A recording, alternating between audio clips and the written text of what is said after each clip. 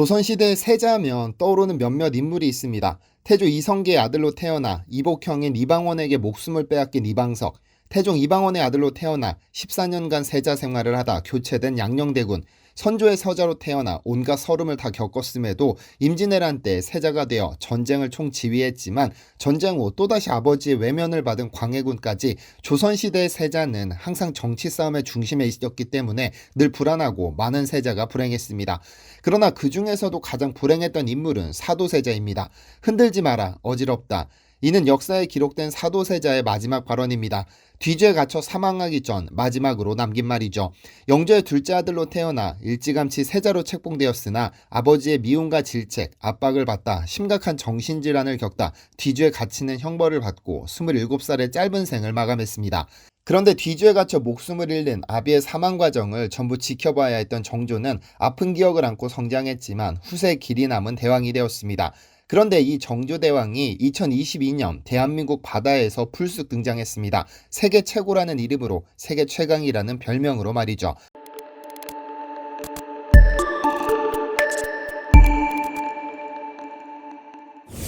안녕하세요, 디스멘터리입니다. 지난 4월 해군은 8200톤급 한국형 차세대 이지스 구축함 1번함에 정조대왕이라는 명칭을 부여하기로 결정했습니다. 해군은 한국해역을 지킬 구축함의 명칭을 부여할 때는 국민으로부터 영웅으로 추앙받는 역사적 인물과 호국 인물을 선정해 제정하는데 조선의 22대 국왕 정조의 묘호를 차용해 차세대 이지스 구축함 선도함을 정조대왕함으로 명명하기로 했죠. 언젠가부터 한 국가의 군사력을 평가할 때 이지스함이 포함되기 시작했습니다. 이지스라는 명칭은 그리스 신화 속 제우스가 자신의 딸 아테나를 위해 선물한 방패를 의미하는데 이러한 신화 덕분에 신의 방패라고 불립니다. 이 신의 방패에는 메두사의 목이 걸려있어 누구든 이 방패를 보는 순간 돌로 변하는 무서운 마법을 부립니다. 이지스라는 명칭이 역사에 처음 등장한 것은 1969년 미국입니다. 당시 미 해군이 신형 미사일을 개발하면서 이지스라는 명칭을 사용했는데 이후 입체적인 공수 전투 체계를 탑재시킨 전투함을 이지스함으로 부르기 시작해 현재에 이르렀습니다. 즉 이지스함은 공격과 수비가 동시에 가능한 전투 체계를 의미합니다. 한국 역시 2008년 12월 세종대왕함이 취역하면서 세계 5번째 이지스함 보유국이 됐죠. 이에 대해서는 아래에서 좀 더 자세히 설명하겠습니다. 그런데 지난 28일 한국이 직접 설계, 건조한 8200톤급 이지스함 정조대왕함을 처음 바다에 띄우는 진수식을 거행했는데 일각에서는 과연 이 구축함에 정조대왕을 부여하는 것이 옳은가에 대한 논란이 생겼습니다. 정조는 분명 후세의 길이 남은 왕이지만 과연 그의 이름이 한국 해군의 상징과도 같은 이지스함에 부여하는 것이 옳은지를 말이죠. 오늘의 주인공 정조대왕함에 대해 설명하기 전에 조선 22대 국왕 정조에 대해 좀 더 이야기해 볼까 합니다. 14년 전 아버지가 뒤주에 갇혀 죽는 모습을 전부 지켜봐야 했던 정조는 심리적으로 아픈 기억을 안고 성장했지만 그는 아버지에 대한 절절한 그리움을 잊지 않았습니다. 1776년 왕으로 즉위하면서 나는 사도세자의 아들이다라고 천명한 그는 자신의 입지가 확고해지자 13년 뒤 오랫동안 계획한 일을 실행하기로 결정합니다. 자신의 아버지 즉 사도세자의 묘를 현재 양주 배봉산에서 수원 화성으로 옮기기로 결정한 것이죠. 그리고 매년 신하들을 거느리고 행차해 아버지에 대한 그리움을 달랬는데요. 현재는 서울에서 수원까지 1시간이면 갈 수 있지만 조선시대에는 훨씬 더 오래 걸렸습니다. 여기에 수많은 신하들을 거느리고 다니다 보니 백성들의 입장에서 이는 엄청난 볼거리입니다. 조선시대 임금들이 궁궐 밖으로 나가는 행차가 평균 20회지만 정조는 무려 66회나 궁궐 밖으로 나가 백성들을 만났는데요. 임금이 궁궐 밖으로 거동하는 것을 행행이라고 하는데 이 단어에서 정조가 얼마나 백성을 사랑했는지 알 수 있습니다. 선대왕과 왕비의 무덤을 찾아 예의를 갖추는 것을 능행이라 하고 후궁 또는 세자의 무덤을 찾는 것을 원행이라고 합니다. 정조 이전의 임금들은 이러한 행사를 단순히 행차라고 불렀지만 정조는 이를 행행이라고 바꿔 부르도록 명령했습니다. 행복한 행차라는 의미로 바꾸도록 했는데 왜냐하면 정조는 임금이 행차하는 것이 백성들에게 행복을 주는 행사가 되기를 바랬기 때문입니다. 조선시대는 왕은 곧 하늘과 같았기 때문에 미천한 백성이 왕을 정면으로 쳐다보는 것은 생각도 할 수 없는 일이고 왕의 행차는 상당히 귀찮은 일입니다. 임금이 다닐 길을 보수하기 위해 강제로 끌려가야 했고 임금이 다니는 길 옆에서 바닥에 머리를 대고 엎드려야 하니 얼마나 귀찮은 일이었을까요? 하지만 정조는 자신의 행차가 예정되면 모든 백성들이 이를 볼 수 있도록 했는데 행차 1개월 전 전국에 방을 걸었습니다.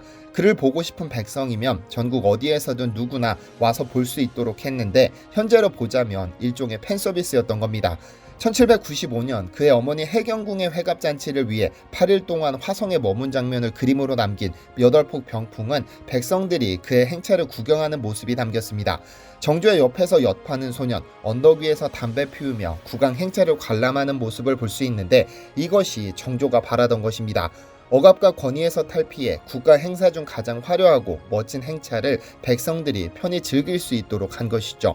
그가 얼마나 백성들을 사랑했는지 알 수 있는 대목인데요. 그런데 후세 길이 남은 훌륭한 임금이었던 정조대왕이 사후 222년 만에 이제는 그 땅에 사는 후손들의 해역을 수호하기 위해 바다에 등장했습니다. 중국과 일본 그리고 북한까지 주변국으로 두고 삼면이 바다인 대한민국에게 있어서 동해 독도부터 남해 이어도 서해 경렬비열도는 전부 필사적으로 지켜내야 할 소중한 영토입니다. 사실 얼마 전 시제기 시험 비행을 마친 전투기 사업에 비해 구축함, 호위함, 잠수함, 초계함, 유도탄 고속함 등의 해군 전투함 개발은 한국에게 조금 더 유리하기는 했습니다. 세계 최고 기술력을 가진 조선업체들이 전부 한국에 있으니까요. 이에 1996년부터 3,900톤 광개토 대형급을 시작으로 5,500톤급 충무공 이순신급, 1,600톤급 세종대왕급 구축함까지 건조해 실전에 배치해 두었고 얼마 전 7월 28일에는 차세대 구축함으로 불리는 정조대왕함이 진수식을 마쳤죠.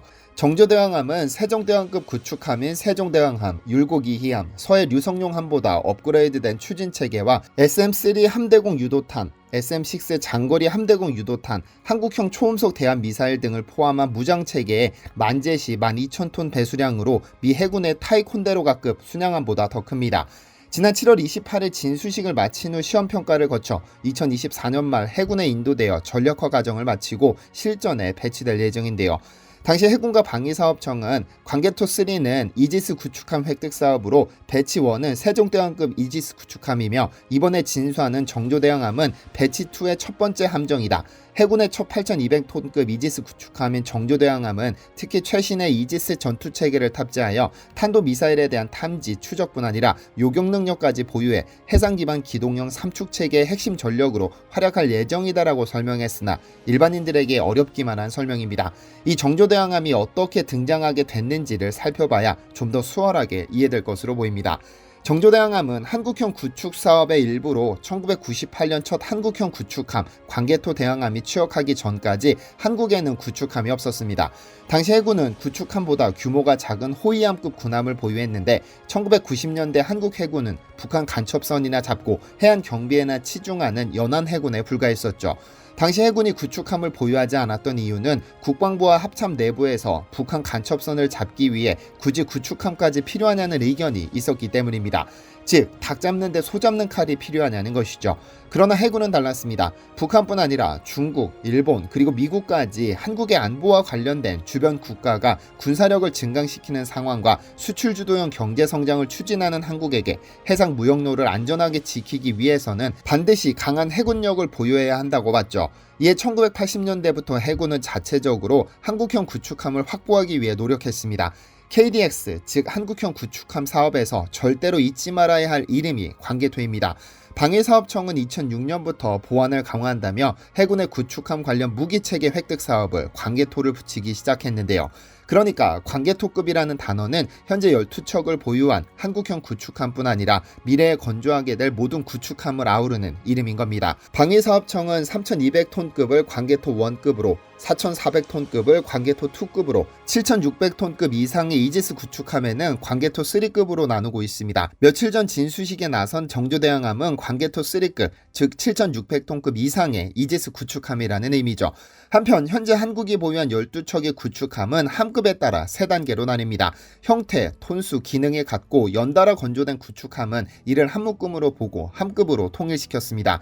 3,200톤급 이상의 광개토대왕, 을지문덕, 양만춘 등 3척에는 광개토대왕급, 4,400톤급 이상 6척은 충무공 이순신급, 7,600톤급 이상의 세종대왕, 율곡이 서해 류성룡함은 세종대왕급으로 부르죠. 정조대왕함은 광개토3, 배치2 1번함입니다. 광개토3, 배치2는 세종대왕급 이지스 구축함보다 성능이 좋아진 한국형 구축함 3단계 두 번째 건조 사업을 말하는데요.